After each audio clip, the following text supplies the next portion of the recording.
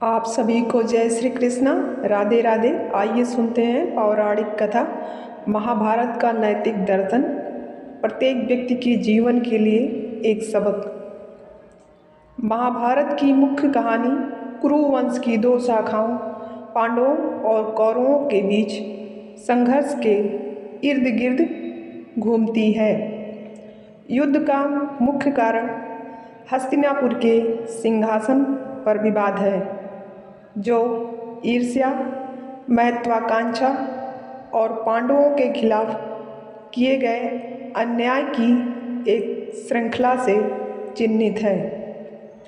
महाकाव्य में नैतिकता, धार्मिकता, कर्तव्य और किसी के कार्यों के परिणामों सहित मानव जीवन के विभिन्न पहलुओं को शामिल किया गया है। महाभारत में भगवद गीता शामिल है, जो भगवान कृष्ण और अर्जुन के बीच एक पवित्र संवाद है, जो युद्ध शुरू होने से ठीक पहले कुरुक्षेत्र के युद्ध के मैदान में हुआ था। भगवद गीता एक दार्शनिक और आध्यात्मिक प्रवचन है, जो कर्तव्य, धार्मिकता और अस्तित्व की प्रकृति से संबंधित गहन प्रश्नों को संबोधित करता है। यह इस बात पर मार्गदर्शन प्रदान करता है कि किसी व्यक्ति की नैतिक और आध्यात्मिक जिम्मेदारियों को निभाते हुए जीवन की जटिलताओं को कैसे पार किया जाए। भक्ति और समर्पण। महाभारत में निहित भगवद गीता आध्यात्मिक अनुभूति और ईश्वर से मिलन प्राप्त करने के साधन के रूप में भक्ति के मार्ग पर जोर देती है। भक्ति और समर्पण पर भगवान कृष्ण की शिक्षाएं हिंदू दर्शन में महत्वपूर्ण भूमिका निभाती हैं, जो भक्ति परंपराओं के विकास को प्रभावित करती हैं। कर्म और परिणाम। कर्म की अवधारणा कारण और प्रभाव का नियम महाभारत में एक मौलिक विषय है। यह महाकाव्य बताता है कि कैसे व्यक्तिगत कर्म, पुण्य और पाप दोनों किसी व्यक्ति के भाग्य को आकार देते हैं। यह इस विचार पर जोर देता है कि व्यक्ति अपने कर्मों के परिणामों से बंधे होते हैं। कर्मों के फलों से विरक्ति। भगवान कृष्ण ने भगवद गीता में अर्जुन को निष्काम कर्म, निस्वार्थ कर्म की अवधारणा प्रदान की। कृष्ण अर्जुन को परिणामों की आसक्ति के बिना अपने कर्तव्यों का पालन करने की सलाह देते हैं। व्यक्तिगत इच्छाओं से प्रेरित होने के बजाय कर्तव्य और धार्मिकता की भावना के साथ कार्य करने के महत्व पर जोर देते हैं। योग और आध्यात्मिक अनुशासन। भगवद गीता योग के विभिन्न मार्गों का परिचय देती है, जिसमें कर्मयोग, निस्वार्थ कर्म का मार्ग, भक्ति योग, भक्ति का मार्ग और ज्ञान योग, ज्ञान का मार्ग शामिल है। धर्म युद्ध की अवधारणा। महाभारत में धर्म युद्ध या धार्मिक युद्ध की अवधारणा को संबोधित किया गया है। कुरुक्षेत्र का युद्ध केवल एक भौतिक युद्ध नहीं है, बल्कि धर्म और अधर्म के बीच एक लौकिक संघर्ष है। या न्यायोचित उद्देश्य के लिए लड़ने और प्रतिकूल परिस्थितियों में भी धार्मिकता को बनाए रखने के महत्व को रेखांकित करता है। जिम्मेदारियों को पूरा करने का महत्व। भीष्म द्वारा आजीवन ब्रह्मचर्य का व्रत और हस्तिनापुर के सिंहासन के प्रति निष्ठा जिम्मेदारियों को पूरा करने का एक बेहतरीन उदाहरण है। अधर्मी कार्यों के परिणाम। महाभारत अधर्मी कार्यों के परिणामों और अपने कर्मों के परिणामों का सामना करने के महत्व को दर्शाता है।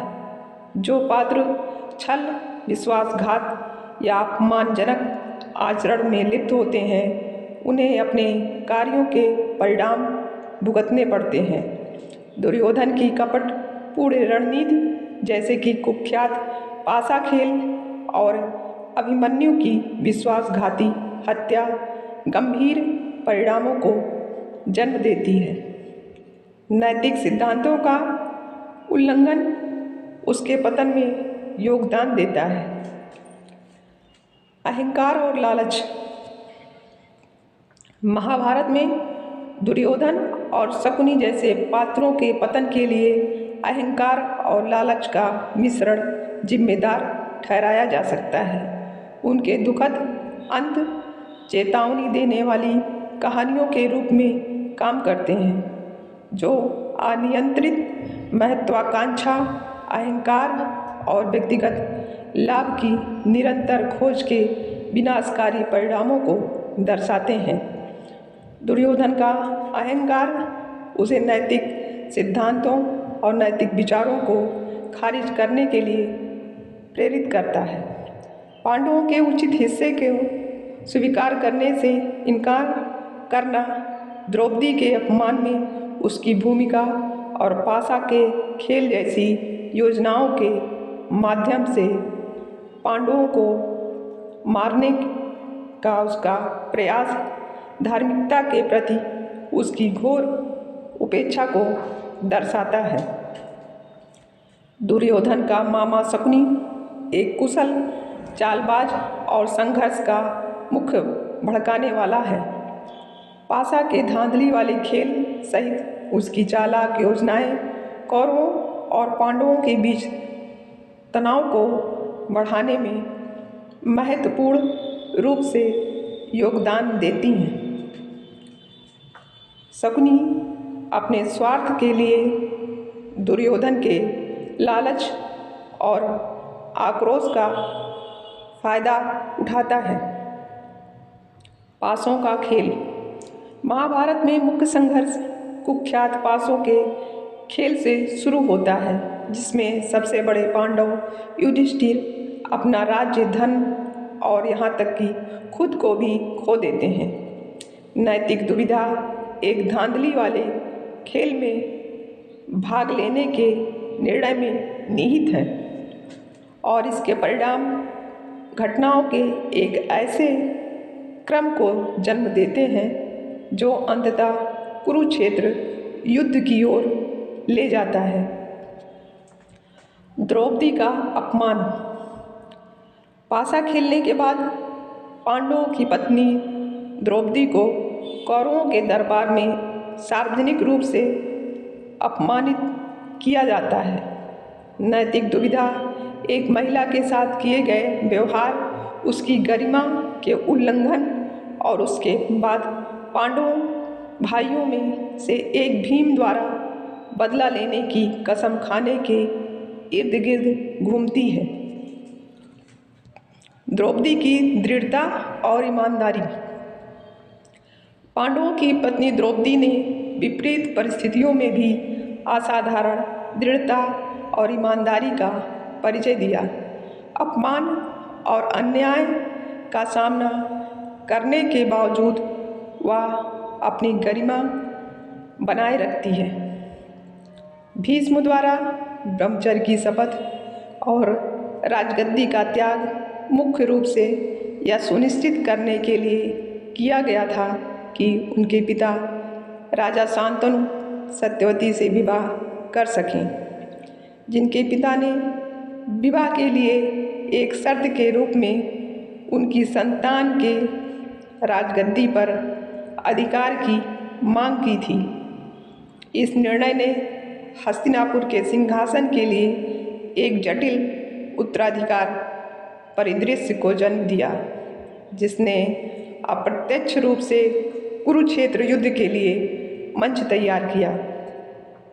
सिंहासन के प्रति उनकी प्रतिबद्धता का मतलब था कि वे हस्तिनापुर के राजा की सेवा करने के लिए बाध्य थे, चाहे राजा की धार्मिकता कुछ भी हो। भीष्म को अक्सर सद्गुण और कर्तव्य के आदर्श के रूप में दर्शाया जाता है।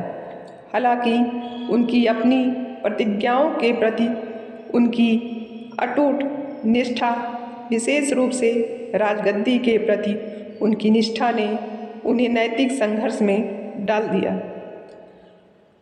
पांडवों की धार्मिकता को पहचानने के बावजूद उन्होंने महाभारत के धर्म, कर्तव्य, धार्मिकता की जटिल प्रकृति के विषय को मूर्त रूप देते हुए उनके खिलाफ लड़ाई लड़ी।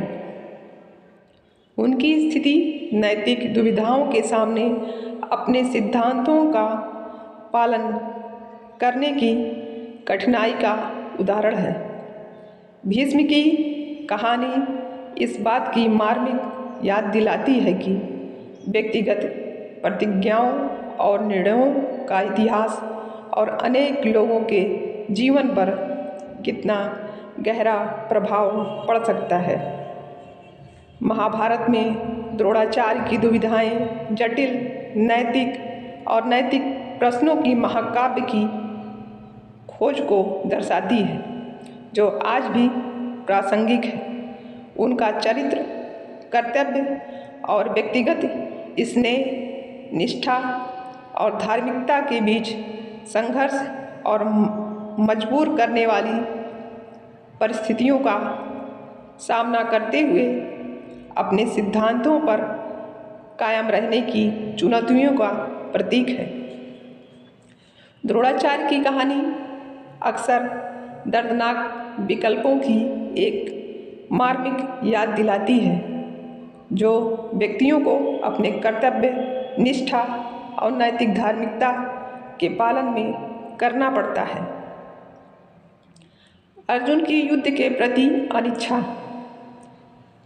भगवद गीता में पांडवों के महान योद्धा अर्जुन को युद्ध के मैदान में नैतिक और भावनात्मक संकट का सामना करना पड़ता है।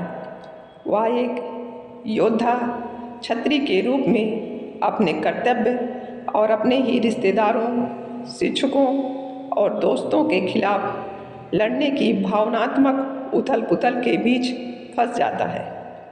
भगवान कृष्ण इस नैतिक दुविधा के माध्यम से अर्जुन का मार्गदर्शन करने के लिए दार्शनिक ज्ञान प्रदान करते हैं। हमारे जीवन में भी व्यक्ति अक्सर नैतिक दुविधाओं का सामना करते हैं, जहां कार्रवाई का सही तरीका स्पष्ट नहीं होता है, जैसे कि व्यक्तिगत लाभ और नैतिक रूप से सही काम करने के बीच चयन करना, या पेशेवर दायित्वों और व्यक्तिगत मूल्यों के बीच संघर्षों को नेविगेट करना। लोग परिणामों के डर से कठिन निर्णय लेने में संकोच कर सकते हैं। यह प्रकरण हमें सिखाता है कि जीवन की चुनौतियों का सामना हमें कैसे करना चाहिए। जय श्री कृष्ण।